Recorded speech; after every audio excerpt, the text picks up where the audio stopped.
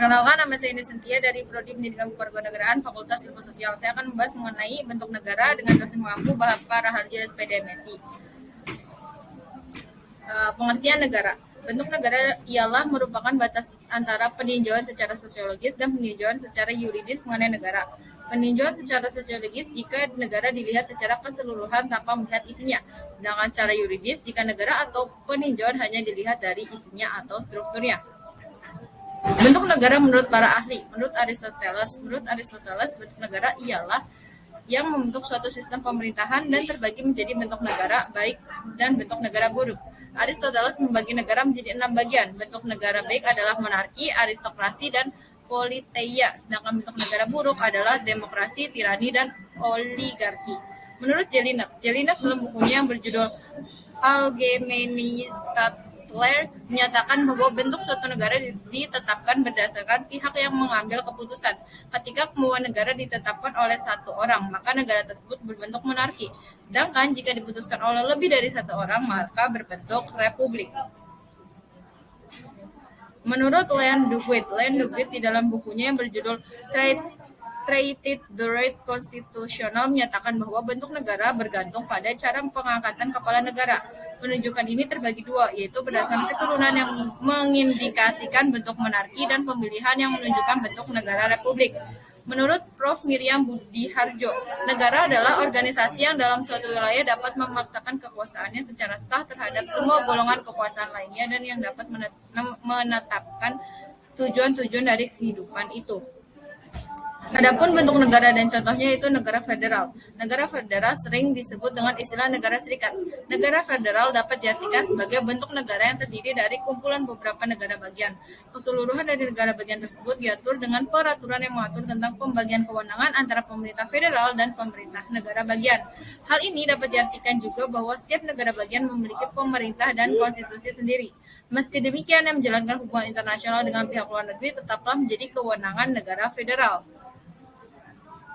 Setiap bentuk negara memiliki cirinya masing-masing, begitu pula dengan bentuk negara federal. Ciri negara federal atau negara serikat yaitu seperti negara federal memiliki kedaulatan keluar dan ke dalam negara bagian atau yang disebut dengan limitatif. Masing-masing negara bagian mempunyai pemerintahannya sendiri. Masing-masing negara bagian boleh membuat dasar hukumnya sendiri. Pengaturan hubungan negara dengan warga negara yang berada di wilayahnya tidak dilakukan secara langsung, melainkan negara bagian. Contoh dari beberapa negara yang mempunyai bentuk negara federal atau serikat, yakni Amerika Serikat, Meksiko, Australia, Malaysia, Brazil, India, Swiss, dan Jerman. 2. Ada negara kesatuan. Bentuk negara kesatuan merupakan kebalikan dari negara federal atau serikat. Organisasi yang berada di bawah pemerintah negara berbentuk kesatuan ditetapkan dan diatur oleh pemerintah pusat. Ciri-ciri khusus dari negara berbentuk kesatuan untuk mempertegas perbedaannya dengan negara serikat, yaitu 1. Negara kesatuan hanya mempunyai satu pemerintah pusat. 2. Masing-masing negara kesatuan di dunia hanya memiliki satu bendera dan satu undang-undang dasar sebagai dasar hukumnya. 3. Dalam pemerintah negara kesatuan hanya memiliki satu Dewan Perwakilan Rakyat. 4. Negara kesatuan hanya membuat satu kebijakan yang berkaitan dengan segala bidang. Contoh dari negara kesatuan yakni Indonesia, Belanda, Filipina, Jepang, dan Italia. Ketiga, ada negara konfederasi. Negara konfederasi dapat dikatakan sebagai kumpulan dari negara-negara yang membuat kesepakatan untuk memberikan kewenangan kepada konfederasi. Sekilas, negara konfederasi hampir sama dengan negara federal, tetapi keduanya tentu saja berbeda. Negara yang ada di negara konfederasi masing-masing memiliki kedaulatan penuh. Beberapa ciri-ciri negara konfederasi seperti negara dengan bentuk konfederasi hanya bisa bertahan hingga abad ke-19 saja. Menurut sejarah, negara yang dulunya adalah negara konfederasi akhirnya mengubah bentuk negara tersebut menjadi negara federal. Salah satu contoh dari kasus ini adalah negara Swiss. Keempat, ada negara netral. Negara netral adalah negara di mana negara tersebut memutuskan untuk menahan diri dari konflik internasional. Adapun status negara netral tersebut pun bisa disematkan sebagai status yang tetap dan sementara. Beberapa negara netral adalah negara Swedia, Austria, dan Swiss. Di dalam negara netral terdapat 3 segi yang menjadi landasan untuk menjalankan politik di negara tersebut. Ketiga segi tersebut bisa menjadi salah satu dari negara netral, yaitu 1. Segi politik. Negara netral tersebut tetap menjalankan politik yang seimbang dengan mencegah negara lain mengambil negara tertentu. 2. Segi yuridis. Sebuah negara netral memiliki alat hukum yang berisi pengakuan dari negara lain atas netralitas negara tersebut. 3. Segi sosiologis. Negara netral juga menilai-nilai secara objektif dengan terwujudnya keseimbangan dan perdamaian. 5. Ada gabungan negara-negara merdeka. Gabungan dari negara-negara merdeka tersebut dibagi menjadi dua, yaitu Uni Real dan Uni Personil. Uni Real merupakan gabungan dari dua negara atau lebih yang terjadi setelah terbentuknya perjanjian internasional. Meskipun dalam hubungan internasional hanya menggunakan satu kepala negara, tetapi untuk kedaulatan ke dalam tetap menjadi milik negara merdeka yang ada di dalamnya. Beberapa bentuk negara Uni Real yang pernah bergabung, pertama adalah Uni Austria, Denmark dengan Islandia juga pernah melakukan bentuk gabungan ini. Terakhir ada United Arab Republic yang terdiri dari negara Mesir dengan negara Suriah. Kedua ada Uni Personil. Dalam Uni Personil, subjek dalam hubungan internasional tetap menggunakan nama dari negara yang tergabung. Bentuk Uni Personil memang termasuk unik dan sudah sulit untuk didapati di bentuk suatu negara satu ini. Contohnya itu gabungan antara negara Belanda dengan negara Luxembourg. Gabungan antara kedua negara merdeka tersebut terjadi dalam waktu kurang lebih 75 tahun, yaitu dari mulai tahun 1815 sampai dengan 1890.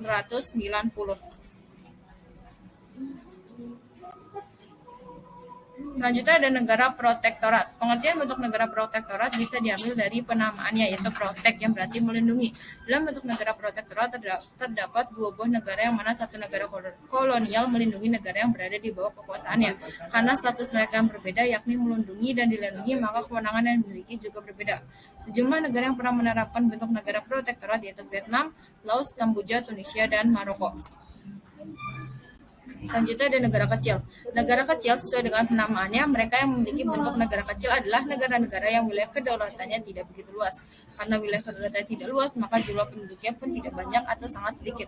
Meskipun berbentuk negara kecil, negara-negara tersebut tetap memiliki dasar hukum dan memenuhi persyaratan untuk menjadi bagian dari subjek hukum internasional. Meskipun tidak menjadi anggota organisasi internasional, beberapa negara kecil tetap aktif menjadi peninjau di rapat yang diadakan oleh PBB. Contoh negara kecil tersebut adalah Monaco dan Vatikan. Selanjutnya ada bentuk negara Indonesia. Negara Indonesia memiliki bentuk dan sistem pemerintahan khusus. Bentuk negara Indonesia adalah negara kesatuan. Sistem pemerintahannya yaitu presidensial serta bentuk pemerintahan demokrasi. Bentuk negara Indonesia sebagai negara kesatuan yang disandingkan sistem pemerintahan membuat kekuasaan tertinggi ada di tangan rakyat dan dipimpin oleh presiden. Bentuk negara Indonesia yakni negara kesatuan. Negara kesatuan adalah kedaulatan keluar maupun kedaulatan ke dalam dari negara kesatuan sepenuhnya dimiliki oleh pemerintah pusat.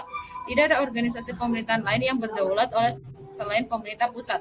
Oleh karena itu, negara yang berbentuk kesatuan hanya memiliki satu kepala negara yang dibantu jajaran menterinya atau memiliki satu parlemen saja. Selanjutnya ada Undang-Undang tentang bentuk negara Republik Indonesia. Undang-Undang tentang bentuk negara Republik Indonesia terdapat pada pasal 1 ayat 1 Undang-Undang 1945 yang berbunyi, negara Indonesia adalah negara kesatuan yang berbentuk republik. Bentuk negara kesatuan diperkuat dengan dipertahankan oleh MPR RI pada tahun 2002 melalui perubahan keempat Undang-Undang Dasar 1945 yang menyepakati bahwa bentuk negara kesatuan Republik Indonesia tidak dapat dilakukan perubahan. Negara Kesatuan Republik Indonesia Undang-Undang 1945 Pasal 25A. Negara Kesatuan Republik Indonesia adalah sebuah negara kepulauan yang berciri Nusantara dengan wilayah yang batas-batas dan hak-haknya ditetapkan dengan undang-undang. Negara Kesatuan Republik Indonesia menggunakan negara kesatuan dengan sistem desentralisasi. Adapun kesimpulan dari pembahasan ini yakni bentuk-bentuk negara memiliki perbedaan kewenangan tersebut. Hal ini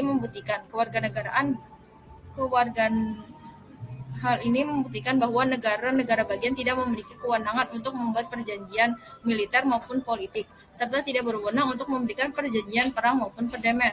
Bentuk pemerintahan Indonesia disebutkan dalam pasal 1 ayat 1 Undang-Undang 1945 bahwa negara Indonesia adalah negara kesatuan yang berbentuk republik. Bentuk republik berlaku sejak bangsa Indonesia merdeka dan membentuk negara modern yang diproklamasikan pada 17 Agustus. Sedangkan sistem pemerintahan Indonesia yakni presidensial. Demikian yang dapat saya sampaikan mengenai pembahasan tentang bentuk negara. Kurang lebihnya mohon maaf. Sekian dan terima kasih.